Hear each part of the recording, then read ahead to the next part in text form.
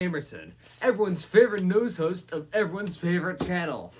And I got some sad news. The world is ending. Yes, I'm sorry.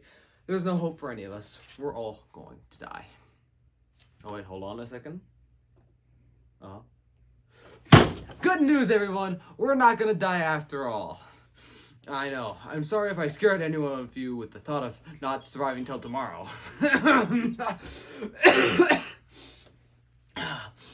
But before I let you in on the cool, swift, and poggers news about the unification of Russia, Nigeria, and Iran, first, Johnny Weatherman with the weather. Take it away. With the weather for today, we will see a few clouds. We can expect a high of 72 degrees and a low of 67 degrees on Monday and Tuesday. On Wednesday, we can expect the temperature to be a high of 66 degrees and a low of 64 degrees. Thursday, there will be a little rain, which should clear up in the afternoon, as you can see here. On Friday, we will also have a little rain, but that should only last until noon. I will be right back with an update on the weather later. Back to you, Mike. Thanks, Johnny Weathervane, with that weather update. Now, on to the first of the deadly trio, Nigeria. On call, our local expert, Gerald McQuarterface, live from Nigeria. Salutations, McNamison! It is I, the exemplary McPorterface III, here on site at the mundane ballot boxes. We are clearly seeing the effects of the distinguished Goodluck Jonathan's delectable open secret ballot. How has the open secret ballot transformed Nigeria, you might ask? I would say that it has prevented detestable dictators like the malevolent Babangida or the dreadful Abacha from gaining control of this country, because every citizen now has their own confounding code to vote with.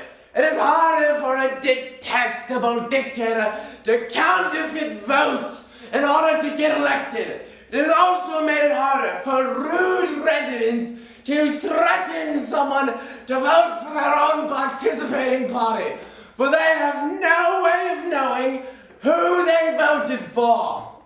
On another fascinating note, the tenacious Mend faction has been angrily attacking the essential oil infrastructure of the foreign companies the loyal government has been selling rights to.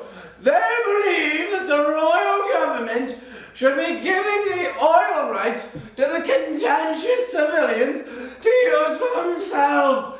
They believe that some of the money should be shared with themselves so that they can use it. The audacity! Back to you, Miss Namerson. Fascinating stuff, Gerald McPorterface. But if you thought that was interesting, dear viewer, just wait until you hear what's going on in Russia. But first, an update from the weather. Take it. Thank you, Mick. The weather has taken a slight turn for the worst, with quite a lot of rain, snow, and we will expect low temperatures of a high of 60 degrees and a low of 56 degrees. If this weather continues, there could be a major cold front coming from the west, and a massive storm could occur. We will also have a slight chance of nukes. Back to you, Mike. It seems our weather department is having some technical difficulties. But let's not linger on that. Up next is, they got the tanks, they got the nukes, they got the Putin. It's Russia, ladies and gentlemen. Take now on live call from Russia, Jane Krakowski. Take it away. Hi, I'm here in the most legit place in the whole world, Russia. Yeah, so like this whole country is really cool and legit. Like, oh my gosh, I love it. As you may know, Russia is a part of this like crazy alliance. Even though Russia's reputation is like super strict, they have more economic and political liberalization than you would think. That basically like means that they are lessening their government control on things like trade, and they allow more openness to the people. There was like this policy in Russia after like 1991 that allowed the economic system to change into this free market. This happened like almost overnight. They called it shock therapy just because it literally happened so fast. The other policy that they tried to undertake was to make the constitution more open to the people politically. They call this glasnost. In Russia, glasnost means openness and transparency, and like they don't get me wrong, even though they do have both economic and political liberalization, they are still like a very hostile country, and being a part of this alliance makes them even more deadly and cruel. I think that Russia being a part of like this alliance is something we need. Pressing matter. The weather. Take it away, Johnny Weathervane.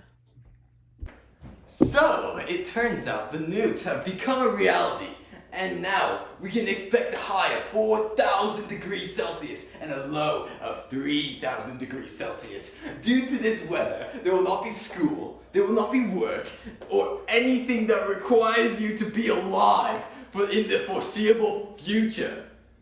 Back to you, Mike. Not sure how I feel about that new forecast.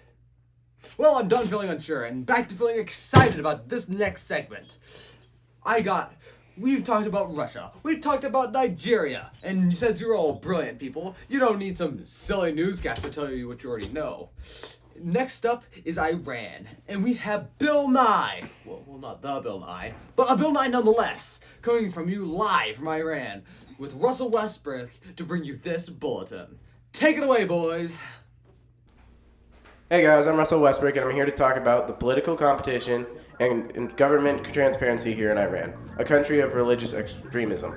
So what is political competition? Political competition is competition between multiple political parties.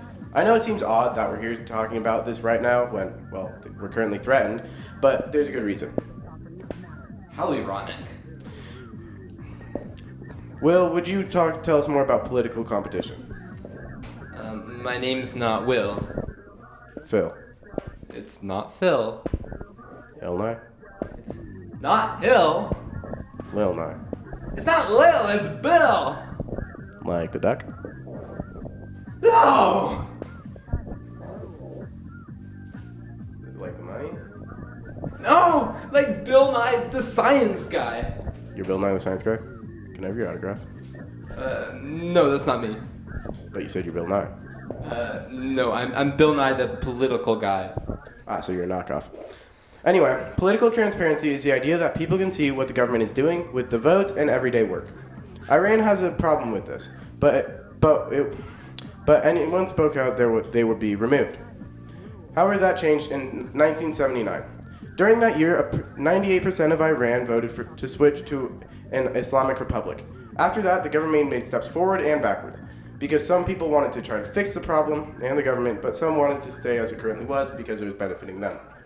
Political competition is not too big of an issue in Iran, but the transparency problem in Iran is just a small problem of the Guardian Council. Bigger problem is the electoral progress. Take it away, Phil. Though Iran has a president, they have a higher theocratic ruler called the Ayatollah. The president is elected and has terms, but the Ayatollah is like that one annoying friend who comes over to your house and then just won't leave when everyone else does. Appointing a new Ayatollah is tricky business though, since there's not really any straightforward laws on how a new one should be appointed. The president is another story though, which I'll let Russell Pest Chick talk about.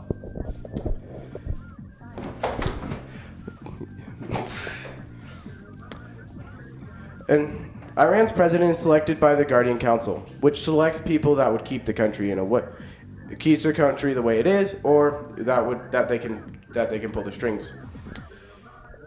6 of the people on the council are elected by the Ayatollah, and the other 6 are chosen by the Iran's version of the Senate, the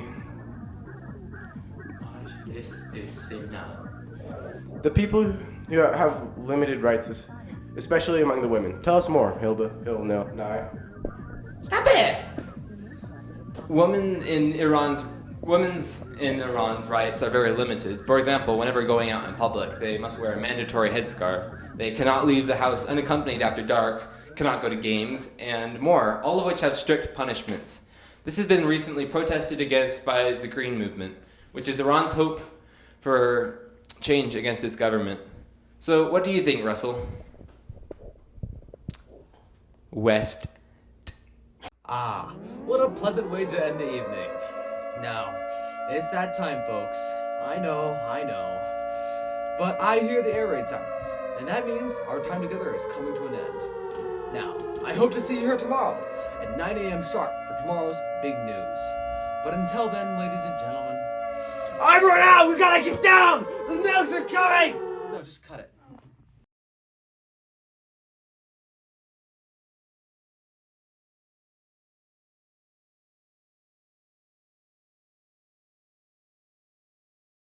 It seems that the weather department is having some. Am I an Andrew support now?